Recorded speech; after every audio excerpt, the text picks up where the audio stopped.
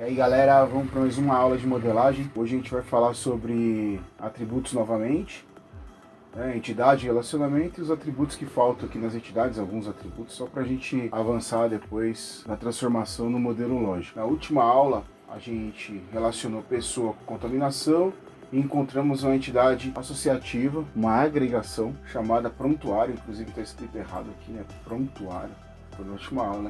Prontuário. Costumo não acentuar as palavras, você até pode, não é proibido, né? Quando a gente for transformar para o modelo lógico, vocês vão ver que ele até pergunta o que eu faço com o acento, porque aí na tabela lógica não pode ter o acento, mas aqui no modelo conceitual a gente tem uma liberdade maior, pode acentuar, até a forma como eu estou escrevendo os atributos e os métodos, tentando seguir aí alguns padrões, mas também tem uma liberdade total. No banco de dados a gente não tem uma rigidez, mas eu gosto de fazer como está aqui agora. Então, pessoa relaciona com contaminação, 1,n de um lado, 1,n do outro. A relação entre pessoa e contaminação é uma relação n para n, ou n para m. A entidade associativa ela resolve, então, uma agregação ou entidade associativa, ela veio para resolver um relacionamento n para n. Lembra que na última aula a gente transformou o relacionamento que a pessoa sofre contaminação, esse relacionamento com o losango, eu transformei também no retângulo aqui, então eu tenho o prontuário entre os dois, agora eu tenho a pessoa relacionando com o prontuário relacionando com contaminação. Como eu disse para vocês já, eu prefiro excluir a entidade, excluir essa entidade associativa, incluir uma entidade e relacionar e encontrar a cardinalidade entre pessoa e prontuário.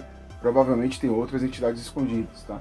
Mas aqui no exemplo eu vou parar por aqui. Contaminação se relaciona com corona, 1 para n, né? 1,1 é 1, 1,n é n. Então a relação entre corona é 1 para n ou n para 1. Né? Contaminação em relação à corona, n para 1. Toda vez que eu encontro 1 para n ou n para 1, eu encerro o relacionamento. Se está certo ou está errado, eu vou descobrir nas formas normais. Quando a gente transformar para tabela lógica nas próximas aulas, vocês vão ver que a gente vai com certeza descobrir se essa cardinalidade está correta ou não, tá?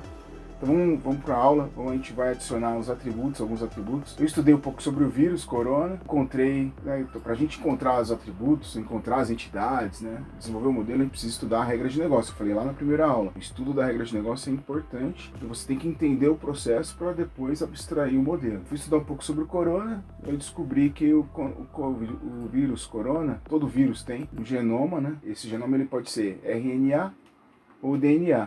E o genoma do corona é RNA. Quando a gente for lá para o modelo físico, tem como eu definir um padrão. Então o genoma, eu posso dizer que o vírus corona tem um genoma e o padrão dele é RNA. Mas outros vírus, depois eu posso aproveitar essa estrutura para essa entidade corona que eu estou criando, eu posso criar depois outras entidades com outros vírus, com outros nomes, e aproveitar esses atributos, né, que alguns serão DNA. Então, só para ficar no corona, então o corona tem um genoma, um atributo simples, e ele pode ter dois valores, né? DNA ou RNA, no caso do corona é RNA, já sei. Eu posso também, que a gente descobriu no estudo, que o vírus ele vem de uma região, a formação dele, no estudo do genoma, a formação dele difere de regiões para regiões. Então, esse que chegou no Brasil veio da Europa.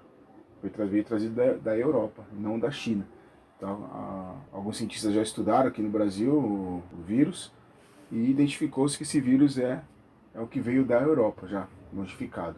Então, aqui eu posso definir que região que se vê esse vírus corona. Okay? Na contaminação, mesmo sabendo que corona é o tipo único de contaminação que eu estou estudando aqui na regra, eu vou colocar um atributo tipo, só para ficar claro qual é o tipo da contaminação aqui. E aqui, vou colocar aqui na contaminação, em que local que ele se contaminou, o local da contaminação. O prontuário, eu vou colocar o número do prontuário. O prontuário tem um número que eu vou chamar de atributo identificador. Na verdade, esse local aqui, ele fica melhor no prontuário, né? No prontuário, então aqui eu vou dizer no prontuário, em que local. Porque ele pode se contaminar mais de uma vez, aí no prontuário eu vou dizer, dessa vez ele se contaminou aqui.